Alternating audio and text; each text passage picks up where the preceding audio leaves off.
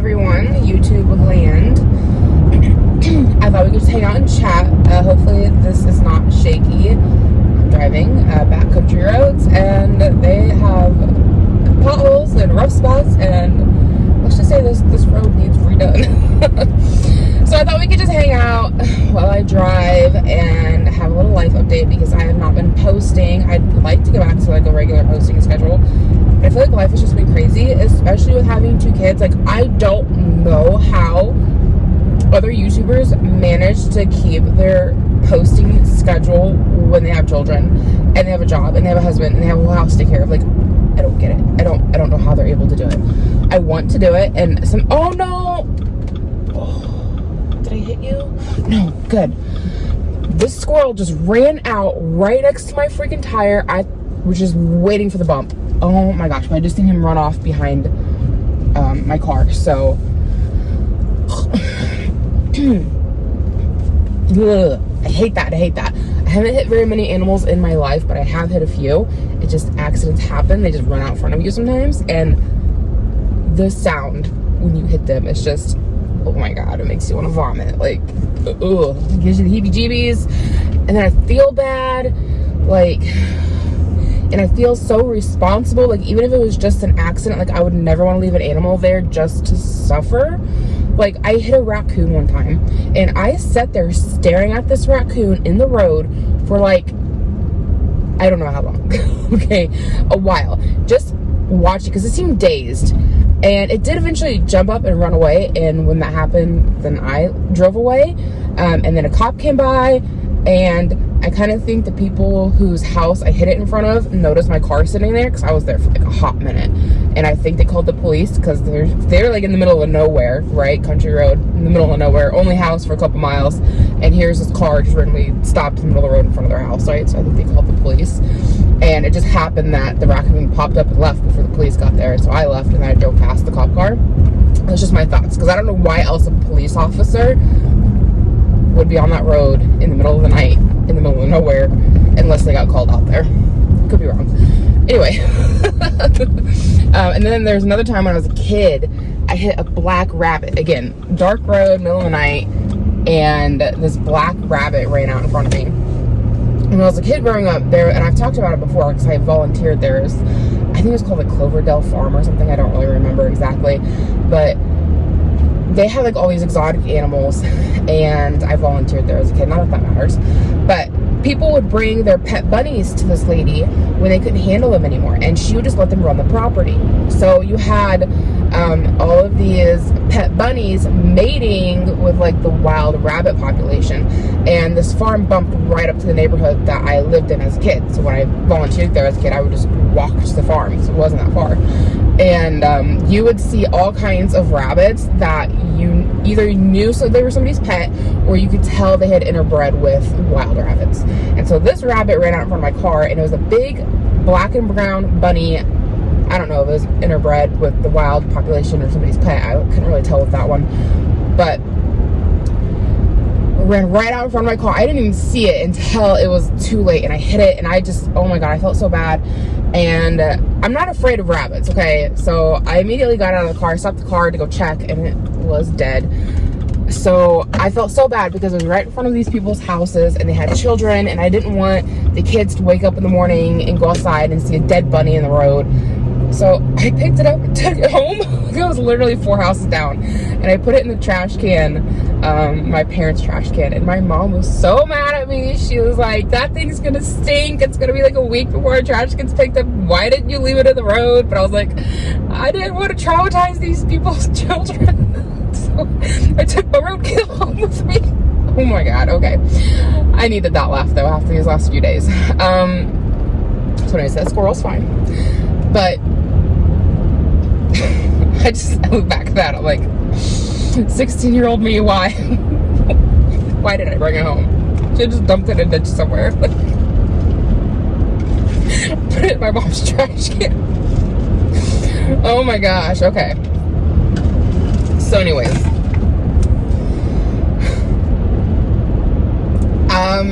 life update, let's chat. Okay, so talking about YouTube stuff, like I'm I'll be honest, I've been frustrated with my channel for a while and just the growth of it. And like, I appreciate everybody who subscribes and especially people who watch me. But like, I see people on YouTube who have not been doing this nearly as long as I've been doing it. I've been at it for like at least 8 years now. And their channels are so much bigger. And I'm like, I don't know what I'm doing wrong because I'm making very similar content to these other vloggers. And I'm like, is it just because I've become inconsistent? I'm not sure. But there's also been times when like I am very consistent and like I do have growth, but it's not like substantial. And I don't know what I'm doing wrong. Like, am I using the wrong hashtags? I'm not really sure. I've been thinking about signing up with TubeBuddy. I've heard that they can help like push your channel out more. I've always been leery to sign up with any, I can't remember what they're called. There's like these like agencies, I guess, that say they'll promote your channel, but then they want to take a certain percent. They're like pretty much managers, like they're managing you. They'll take like a percent of what you make. I don't make a whole lot to begin with. And one of my friends, her channel used to be Tara Loves Mac, and she had to make a whole new channel. I can't remember what she called it. Because, and I assume she don't care if I talk about this, Tara. I'm sorry if you do care. But she was with one of these agencies and they were taking all of her money.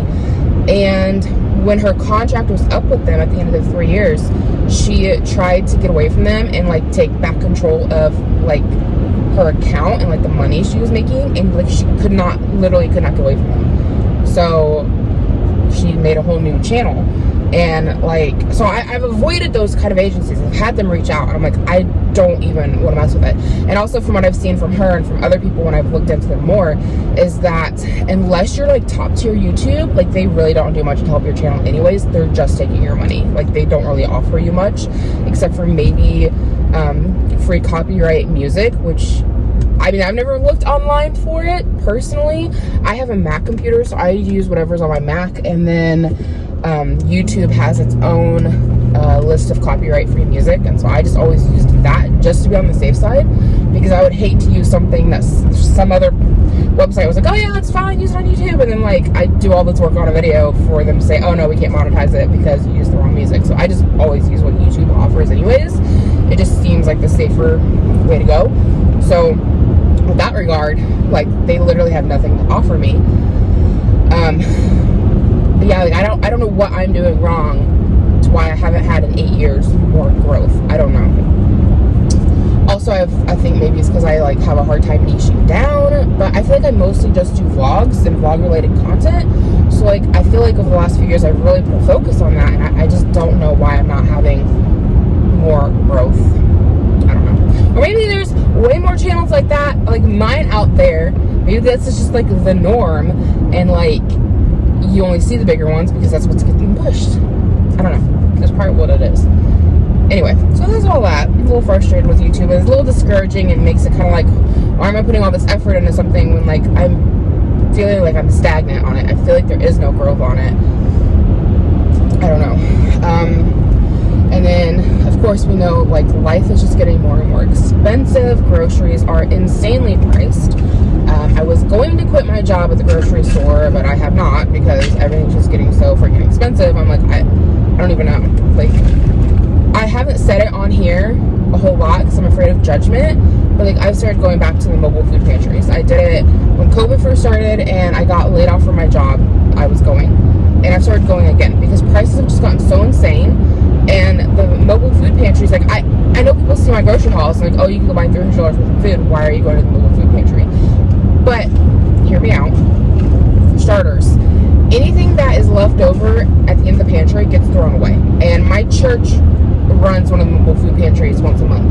And so I've seen it. Like I literally have a stock of bacon in my freezer that is just leftovers. And the church was stocked with bacon because there's just leftovers. And if nobody takes it, it gets thrown away. It just happened with the bacon. The church stocked it and they're like telling the congregation, like, come take this bacon. So my cousin got me a bunch of it because she helps clean the church, and she was there when they were like telling people just take some bacon. So she brought me and my neighbor, which is also our mutual friend, like a whole bunch of bacon. I have like a whole bunch in the bottom of my freezer, which is fantastic. I mean, we doesn't love bacon, and bacon's so expensive. But like, and a lot of times it's junky stuff. Like, I can't tell you how many boxes of Girl Scout cookies we got not long ago, like gobs. And then, but like, sometimes they give you really good stuff. Like, they'll give you butter, and they'll give you boxes of vegetables. So, like, I've started making my own, like, spaghetti sauce, or potatoes. Like, I haven't had to buy potatoes in a couple of months, because they just give them to you. And so that, like, helps shave money off my grocery bill. So yeah, I'm starting to spend like $300 on groceries, because like I still have to get like diapers for my kids and wet wipes and like other food items, because trust me, the pantry is not giving you enough to like get you through for 2 weeks or make all of your meals. But it like helps supplement some things. Like, I can make my own spaghetti sauce instead of having to like buy it, or I don't have to buy as much of it. Or butter. A lot of times they'll give you like 2 or 3 1 pound blocks of butter, which you can freeze butter. And so we haven't had to buy butter in a couple of months, if you notice, at my grocery hauls. And so that's nice, because butter's getting expensive. So that shaves $5-10 off my grocery bill right there. Or eggs, they'll give you eggs, and I don't gotta buy them. So I mean, it's not like doing all of the things. Like, I still have to go spend a ton of money on groceries, but it's shaving, you know, $50-60 off what I would be spending otherwise. And it's helping us. And so on one hand, I feel bad, but on the other hand, I'm like, I feel like we're barely squeaking even at the end of the month. Like, it's been a struggle, and I think a lot of people are feeling that pinch of like, this is getting expensive. And then on top of that, we've got issues going on right now with Irish speech therapy, and I feel really bad.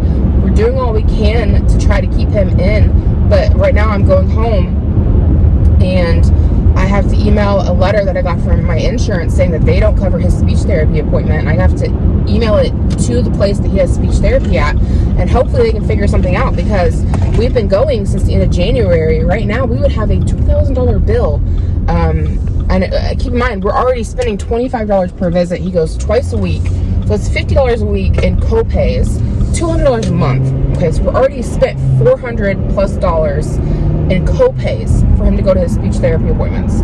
Well, now we're getting, it's not a bill, but it's more like a notice from the insurance, and it's from his first appointment back in January, where they're like, you may owe $125. P.S. We don't cover developmental delay therapy.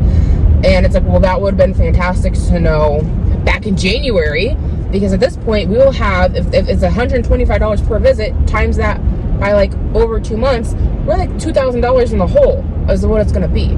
And so we're talking to the rehab place, and they're like, well, on our end, you don't have any outstanding bills. Everything's been covered. We've been sending it to your insurance, because before we started going there, they checked our insurance, and supposedly it was going to cover it. So we've been taking him. Well, and now we're getting this letter from the insurance saying they don't cover it, and we may owe $125. What we got wasn't an actual bill, but it was a statement from insurance saying we may owe this because they don't cover it. So it's like, well, has it been covered or not? So I have to go home and get all this figured out. This has all just come up. We got the letter yesterday. We didn't check the mail until later, so it was like 5 o'clock yesterday that we got it. It's now like 11:30 here. But I had to go to the doctor today because, and this is something that's been stressing me out and kind of been holding me up on doing much YouTube stuff, because I've just been really stressed about it. My menstrual cycles have been completely out of whack for the last year. I assumed it was because of the COVID vaccine. I got it last May, and like, I had a cycle in May. I skipped June, July. I can't tell you how many pregnancy tests I've taken in the past year, because I would just skip cycles. I'd have one and then I wouldn't have one, and it was all over the place. And as someone who I have 2 kids, I have had my tubes removed. I did not have a clamp put in. They removed my tubes, my fallopian tubes, during my last C-section. They took them out.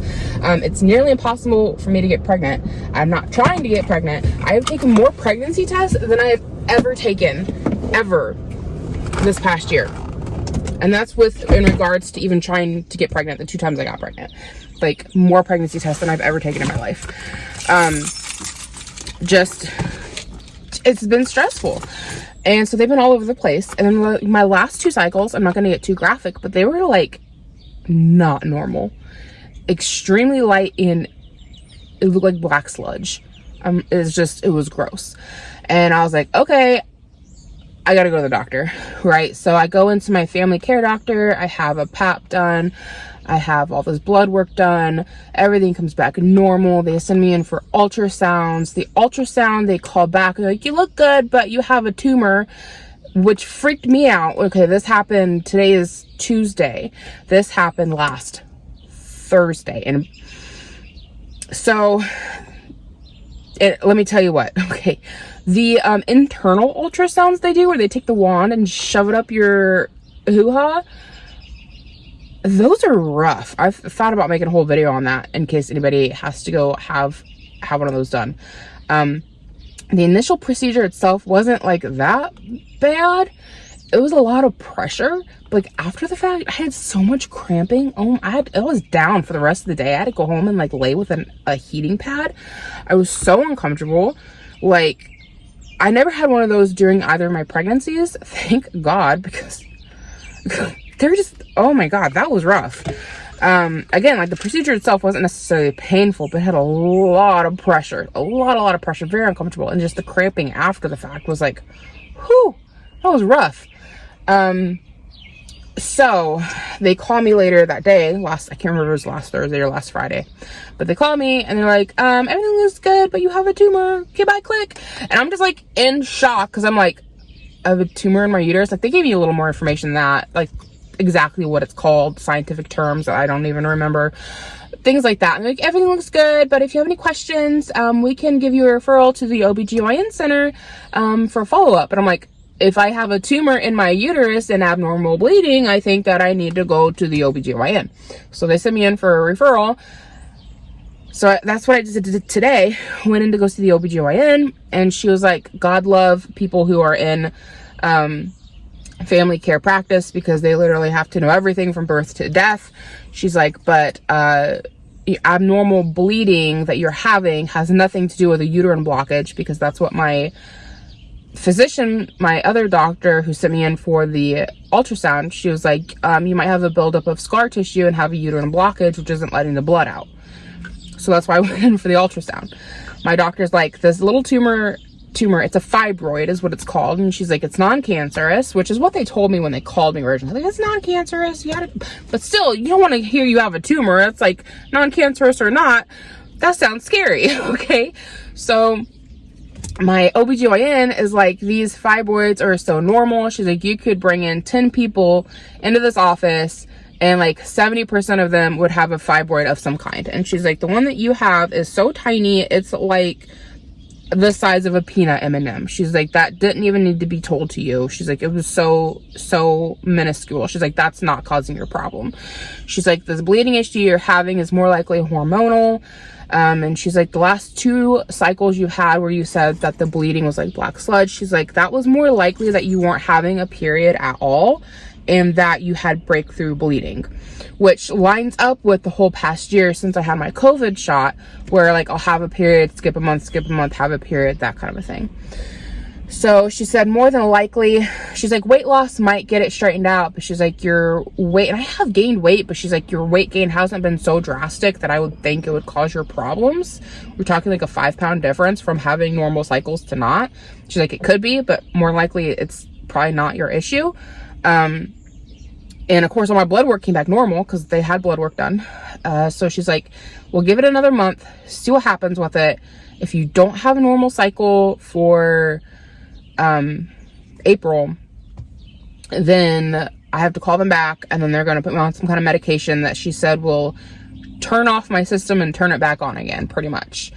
It's kind of like a big mystery of, we don't really know what's going on. That's kind of what I got from all of that. That's a little weird. And if it was COVID, she's like, you would think, like having the COVID vaccine, she's like, you would think you'd start to see your cycle start to normal back out again, not get worse. So we're kind of like, what's going on? We don't know. But she's like, your blood work and everything looks perfect. There's no threats of cancer. So like, don't worry about that little tiny fibroid you have in there.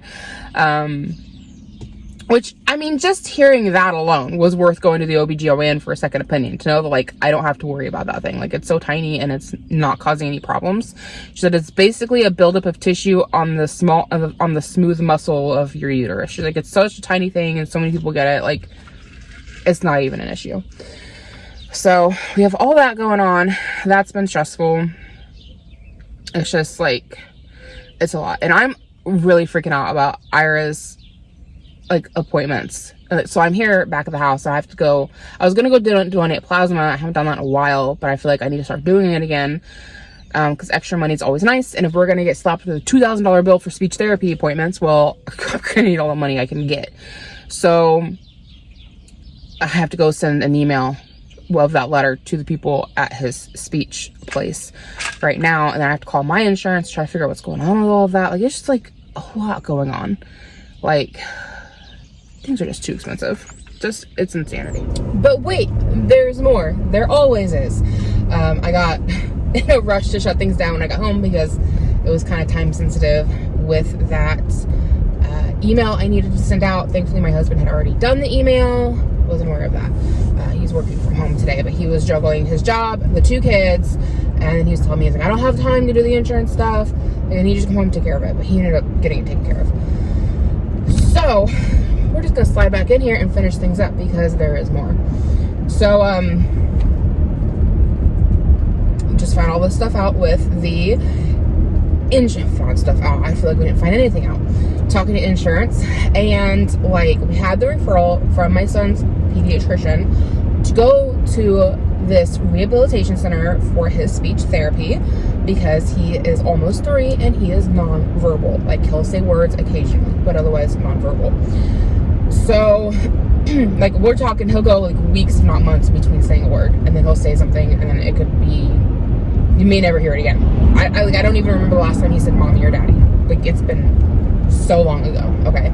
The last thing he said was uh-oh, and that was like a week ago. Okay. Like, and before that, you know, like, it just, you get the point. So we're just finding out that we probably can't take him to speech therapy anymore just makes me feel like a horrible parent. Okay. Just like the fact that my child needs help and I cannot afford the help he needs just makes you feel awful. Okay, just makes you feel like an awful parent. So the good news to that though is I called the school district we're in, and they said they'd have to double check, but they're pretty sure that when he's 3 he can go there for speech therapy, which I know with our oldest boy, he also needed speech therapy. We were in a different school district at the time, but when he turned 3, he was able to go there for speech. So I assume this will work the same way. So if we have to pull Ira out of speech at this rehabilitation center, it'll only be a few months, and come fall, August, when school starts back up, he could start speech at the school. So that's a silver lining in all of this, which speech therapy through the school system is free. So what we found out with all of this, we had to do a 3-way call between our insurance, the rehabilitation center, and us. And first off, I was talking to insurance, and I was like, they were giving us this whole thing about, like, we don't cover it, and I don't know why they would have told you that we would cover it, and like, you know, actually they didn't say it like that. They're like, they didn't tell us the diagnosis when they called in. They just said, this is what we're doing, da-da-da. And so we said, okay, fine. But now that we have the diagnosis, we realized that we don't cover, you know, what he needs help for. Which somebody asked me before in here what it is he has. I believe it's dyspraxia is what it's called. It's where his brain and his mouth are just like not making the connection. So the whole thing is frustrating because it's like, okay, well, why didn't the insurance ask the rehabilitation center what his diagnosis is, if that is what this hinges on? And why didn't the rehabilitation center know to tell the insurance what the diagnosis is, if this is what it's hinging on? And why are we the ones that are going to have to eat the cost on it, right? Like, that's what we're mostly afraid of, because it's $125 per visit. He goes twice a week, and he's been going since mid-January. So you're talking all of February, most of March, most of January. It's like 2 months. Okay, it's like $2,000. Now keep in mind, we have been paying $25 co-pays per visit. So it's $50 a week, $200 a month that we're spending in co-pays. And like, my question to that is, what are the co-pays going for? Like, if it's going to come out that we're going to owe this, are they going to at least shave off what we've spent in co-pays, like $400 in co-pays that we've spent? Is that going to come, you know, take a chunk of that out? Like where's that money going for, you know? And the rehabilitation centers are like, we don't have any bills on our end, but it sounds like the bills just got sent out to insurance, and insurance is working through denying them. So insurance, the lady we talked to with insurance is like, I'm going to resubmit them. And then the rehabilitation center is like, we're going to get more paperwork to send over to you guys to try to get this figured out. And they're like, we're just going to cancel all of his appointments for right now until we can figure it out. So we'll call you on Monday. And then I was like, are we going to get charged a $50 cancellation fee? Because that's something that they charge if you cancel. You have to cancel like 24 hours before your appointment, or they slam you with a $50 cancellation fee, which I think is some BS because they're not open on Saturday or Sunday. So if you have an appointment on Monday and you need to cancel for it, you're just SOL, like, you know. So anyways, I was like, are we gonna get like slammed with this? Not that, like, you know, if we're gonna get charged $2,000, what's an extra $50? Throw it on top, you know, like, I'm never gonna retire, right? Like, college, my kids don't need that. He don't talk, you know, he's never going to. He's not gonna get the therapy he needs. So it's cool, you know. So anyways, what we get from all of that pretty much is like, it's just a waiting game. We have to wait till Monday for them to figure out what they're doing. And the thing that's frustrating for us is like, I don't think we should be getting charged the $2,000 bill if insurance decides not to cover, because it's between the rehabilitation center and our insurance that they didn't talk about the diagnosis, when apparently that's what this whole thing hinges on, is because the insurance didn't know the diagnosis. And we went into the rehabilitation center well before his appointments to double check that insurance would cover it. And I guess I should have just called my insurance myself, but I didn't. And I asked them, I was like, are we going to make sure insurance covers this before his first visit? And they're like, yeah, we're going to run it all. We're going to talk with everybody. I remember that being a very in-depth conversation. And then me calling back a couple days later and being like, I just want to make sure that insurance said they'd cover it. And they're like, oh yeah, you're good to go. All you have is $25 copay. I vividly remember that conversation. And I was like, okay, we're going to go. Now, the other thing I don't get is, why does it take 2+ months for bills to get processed? Like, why is it getting pushed out that far? Like, if they had said, oh yeah, you're good, and then send in the first bill, and then insurance was like, oh hey, wait, we don't cover this. Well, okay, then we'd be out $125. Maybe, you know, would be like $250 for the first week. Like, let's say we ended up going for 2 appointments, right? It should have been figured out at least by that point that it's not covered, right? And keep in mind, again, like, I asked them, because he had his evaluation, which we haven't gotten a bill or anything for evaluation. And we just started getting it's not technically a bill, it's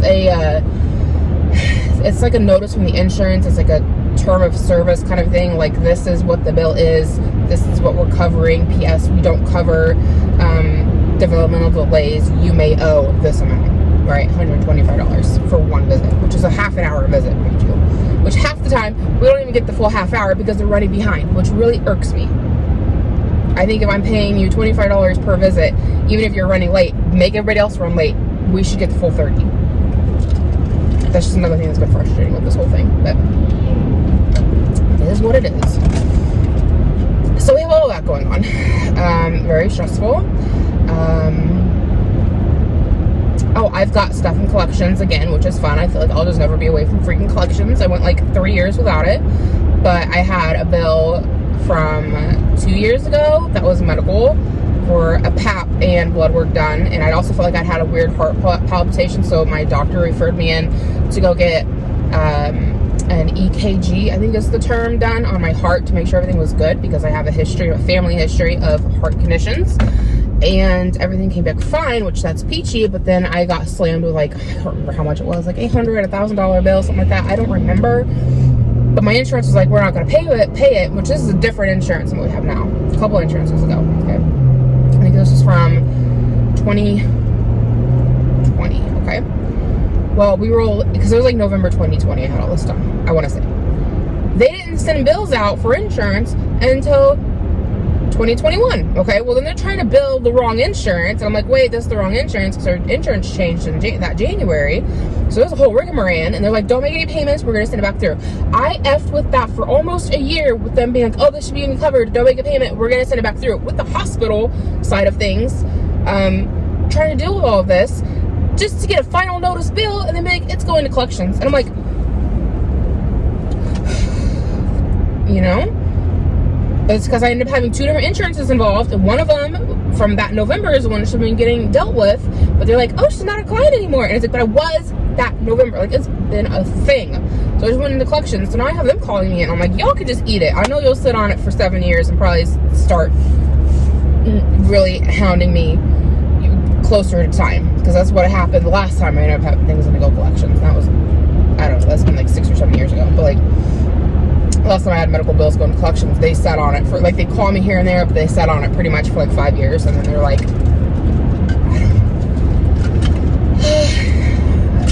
yeah, they really started getting on me, because it's like after 7 years, if they don't get collected, then they write it off or whatever. Like, it goes into collections from the hospital to a collection agency, and that collection agency has 7 years to make collections.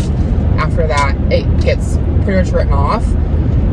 But during that time frame, they can sue you. And what's the other thing? Oh, it damages your credit. And I feel like at this point, F it. F the whole thing. Like, I don't even care anymore. I've just spent my entire 20s effing with my credit.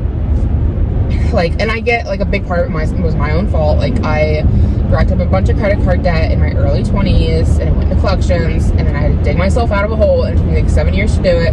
And one of the debts was, I had like 3 credit cards in collections, and I had I had to go to rehabilitation for my knee because I dislocated my knee. And my insurance was like, oh, it's good, you're covered for 30 days. And then they're like, just kidding, here's a giant bill that I could afford. So I went into collections. We finally got it taken care of. It was a whole thing. But yeah, here we are again. And I'm like, fantastic. I just can't get away from it. It's just whatever. I don't even care anymore, right? And part of why I don't talk about this stuff on here is because I feel like somebody's going to call me out and they're like, oh my god, you spend like $300 a month in groceries, or every 2 weeks in groceries, and like, what about these Shein hauls you have? Because I just did a Shein haul, and I made another Shein order for some more things, and it's like, I feel like somebody's just going to judge me on it. And quite frankly, like the Shein stuff, I did need a new work shirt. I didn't need to buy all the stuff that I did buy, but I kind of just went off the deep end on that, and I just had a shopping spree. I put it on my credit card. Like, I didn't pay for any of that cash. I put it on my credit card, so now I've got a big old credit card. But actually, the first one I paid off. I spent like a little over $100, and I took $100 and paid it off. Probably wasn't the right choice. I should have put that money on my medical bills, but I don't know. I didn't. I didn't. That's all I have to say for that, right? And then I've done another Shein order, which I'm waiting on, and that went on credit card as well. Like, it's frustrating. And then I know, like, we just bought a house last year, and I feel like people are like, well, you had a free house where you were living at before, so, like, if you're having this much financial problems, why would you buy a house? And it's like, yeah, you're right, I had a free house. However, it was in a bad neighborhood, and I feel like my kids weren't safe. And I feel like if anybody was in that situation, they would either want to get out of it or be trying to find a way out. And I feel like we did all that we could just to get out of that situation. So yeah, now we have a house payment like everybody else in the world has, which honestly our payments aren't that bad. We pay, I think it's like $612 a month for our house. Like, that's less than anybody pays in rent.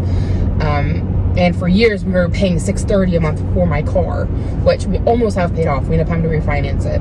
We would have paid it off this year, but we just couldn't handle those payments along with everything else we had at the time. So we ended up refinancing it. It's gonna take a little longer, but the bills on this are shy of $300 now. They're like $280. So, we can afford the house. We can afford my car. My husband's car is paid off. Like, overall, I don't think we're doing that bad.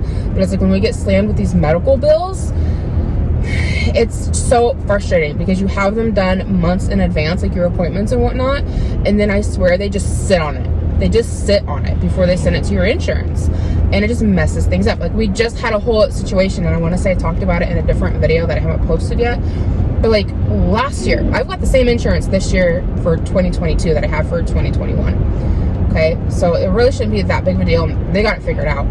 But my kids had, in November, they had wellness visits. Well, I got a letter from the hospital. I keep saying hospital because our doctor's offices all go through the hospital, like in our town. Like, it's all at the hospital. So I just call it the hospital, but it has, different departments and whatnot. So billing from the hospital they sent out a letter, and they're like, we tried reaching your insurance and they've never contacted us back. This is the amount owed for your wellness visits for your kids. And then I went to the doctor in November because was it November? It was sometime last fall. I had a massive ear infection. Like, I still have problems with my hearing. I probably need to go to a specialist to get that looked at, but like, I can't afford it. Okay, like, I'm just gonna have to deal with the hearing loss. Like, I still feel like I have water behind my ears, even though I went in for like a checkup with my primary care physician, and they're like, well, it looks good on our end, we can't see anything, everything looks good and healthy, and we can't see any water behind your ears. Like, my left ear, I can still hear it. Like, and my husband gets frustrated with me, and I have to keep reminding him, because like, I used to have really good hearing. It was really acute, and I could hear about anything. And now he'll be talking to me. Like, last night I was running the bath water, and I was sitting next to the tub, and he was talking to me, and I'm like, I can hear you talking, but I don't know what you're saying, because I've got the water in my ear. Like, I can't, especially my left ear is just effed. Like, I can't afford to go to a specialist right now and get that looked at. And my right ear still feels like it's got something going on with it too, as far as like hearing is concerned, but I don't feel like I'm hearing water. Whereas this one, like, sometimes if it's quiet or whatever, like, it's like I'm hearing my heartbeat in my ear, which is how it was when I had a lot of fluid behind my ear when I had the infection. So I don't have the infection anymore, but I think I still have like liquid or something behind my ear, and it just hasn't fully gone away. I don't know if it ever will on its own. Like, I don't know. It's been months at this point. Regardless, I had the one for my doctor's visit, and then, I had two, because I had my initial doctor's visit, and I had the follow-up visit for my ears. And then I had two for the boys, one for each. And the insurance was like, yeah.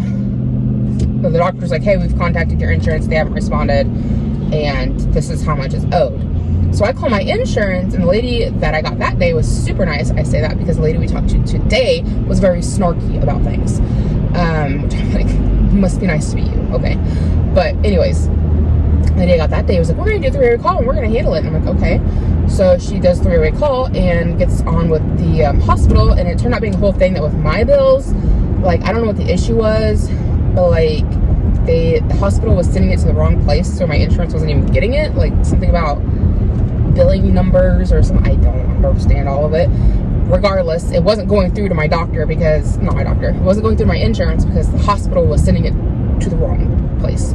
The kids stuff, the insurance was like, hey, we like literally just got the bill on us, and I see here that the checks have been signed and sent out. So it's literally like the doctor like sent the bill to my insurance, and then at the same time sent me a letter that was like, hey, you haven't paid yet. And it's like, if you hadn't sat on it for 3 months, maybe you wouldn't be like freaking out about payment, you know? Like, if I had my ear infection back was like October, November, like, why did you wait until February the next year to take care of the bill? Like, you know, so that was the whole thing. Thankfully, we got it all figured out, and it's all covered, and it's not a big deal. But now I'm going to be having a bill for the ultrasound I had done that I mentioned. That's $400. The hospital told me that I will likely owe. It hasn't gone through my insurance yet. They're like, would you like to make a payment? Because it's going to be like $400. And I'm like, I can put $25 on my credit card, because we don't get paid until next Friday, and I'm broke as a joke. Just throw it on my credit card, okay? Just throw everything on my credit card. So we'll be seeing what comes up with that. And that's frustrating, because my OBGYN today was like, you really didn't need to have the ultrasound. The fibroid they found, like, everybody gets them, as I mentioned. Like, not everybody, but like a lot of people get them. It's not a big deal. Whatever's going on with you is hormonal. So there was nothing to see with an ultrasound. And she's like, you have a perfectly healthy uterus. I'm like, well, thank you. That's good to know. But like, I'm glad I have to pay $400 potentially to find out I have a healthy uterus. That's, you know, I mean, we knew that when I had ultrasounds with my last pregnancy that it was healthy. So like, I don't know if that wasn't needed. Why was my primary care doctor sending me in for it? So I'm like, why am I getting slammed with these bills for things that I didn't even need? You know, like, it's BS. Okay, it's complete BS. And the also ridiculous thing with the whole thing is like, we're shelling out what, like $600+ a month for our medical insurance, to be like, haha, I'm not paying that. Like, thanks for the money, and you have a $25 copay, and we're also going to send you half the bill from the hospital. And it's like, if we could just drop the insurance and take $600 a month and put it into a savings account of our own, we could just pay this all out of pocket, if I'm going to get billed for it anyways. But no, Obama decided that it needed to be mandated that everybody has insurance, which I'm not against people having insurance. It typically is a good thing, but that Obamacare crap just effed everything, okay, in my experience. I know there's people out there who are like, oh my gosh, I love my Obamacare insurance and it's done so much for me. And I'm like, good for you, but it's like effed me with every insurance I've ever had since Obamacare started. Because prior to that, I feel like things are actually typically covered. That's my rant on that. So I can't afford my life. That's how it feels. I just got to the plasma center, so I'm gonna go donate because I'm broke as a joke. And when I say I've been putting things on credit card, like, I'm not joking. Like, I have always tried to keep my low credit card debt, but here recently I've just had an F it attitude and I've just been throwing on my card, which isn't smart, but I'm like, I'm just so frustrated. So I'm like, if I need gas, I'm gonna get gas. I'll put on my credit card. If I gotta pay a copay, here's my freaking credit card. If I wanna go do a Shein haul, here's my credit card. If I need to go get milk from the store, I'm gonna put it on my credit card because I don't get paid for 2 weeks and I'm broke. And that's not the good attitude to have, but it's what I've been doing. We got really real in this vlog. So I'm at the plasma center and I need to head on in for that. Actually, I've got a little bit of time, but I need to like rummage around here and find a mask because I don't know where that went. I feel like with COVID, everybody's like, okay, it's over, except for like select places that are still like, we need a mask. So I'm like having to scrounge around to find something. And like these N95 masks that I have to wear at my kid's speech therapy appointment are horribly uncomfortable. I don't think I've worn a worse mask in this entire pandemic. These are awful. They're supposedly the best ones for you, but oh my God, they are scratchy, itchy, dig into my nose. I don't want to sit in here for an hour with that dang thing on. So hopefully I can find something better than that, because it's not like they care what kind of mask you wear. It can be a crummy cloth mask. They don't care. They just want your face covered, which is just weird to me because there's been scientific studies that have proven that, like, oh, you know, those like face shields that people wear that look like a scarf and you slide it up over your nose, like they do nothing. And yet places are like, it's fine, come on in, you have a mask. And it's like, you barely have a mask. Like, it's pointless. And I also just don't care anymore because at this point I've already had COVID at least one time that I know of. I speculate if I didn't have it again back in January. Got that one. Cloth mask we will wear. And then I've been vaccinated and boosted, and I'm like, you know what, it is what it is. I can't leave my life afraid. At this point in time, everybody knows it's out there. You got to do the best you can and then live your life. Like, the scientific studies have been done. I know it's only 2 years worth, but like, they've been done. They're out there. You want to get a shot, go get a shot. You don't want to get a shot, don't get a shot. Just don't act like you don't know what's available. Like, we know the possibilities and the risks, but we also know the same thing with influenza. And guess what? I don't get a shot for influenza. I don't even mess with it. I'll probably do it when I'm old, but like, I don't do it now. So at this point, I'm like, why are medical places still freaking out over COVID? Because nobody ever makes you wear a mask for the influenza. When it comes to the flu, nobody's like, we need a mask up, it's flu season. Like, that's not a thing. That's a, hey, there's a shot available if you want to get it. And if you don't get it and you get the shot and you don't get it and you get the flu, well, like, sucks to be you and you should have got your shot. Like, I don't know what else to say about that.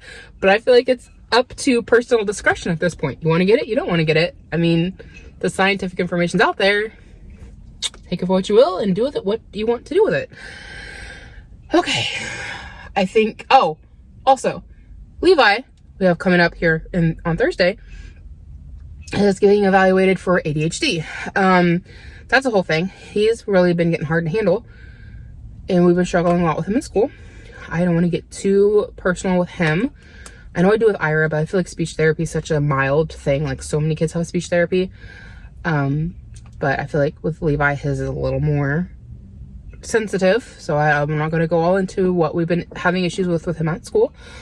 But we do think something's going on. I've thought it for years. I used to think that he might be on the autism spectrum. As I've been looking into it further, I found out that autism and ADHD have a lot of similarities. It's just the reason behind them are different. My husband doesn't want to evaluate for autism first. He said, let's do ADHD first. So we're doing that Thursday. Hopefully we get something figured out because we've been struggling with him. And that's all I'm going to say with that. So, okay. On to the outro I previously filmed. So, that's what's going on with my life. How are you guys doing? I'm sorry I haven't been posting. I don't even know if I'm going to edit this. I have like 3 other videos I need to edit, but like finding time to edit, I feel like has just been really hard to do. So hang out with me in the comments below. I love chatting with you guys. Give it a thumbs up or a thumbs down. I just enjoy, like, I just appreciate the engagements, and I do enjoy chatting with you guys in the comments. And I will see you guys later because I gotta go get this email sent now that I'm back home.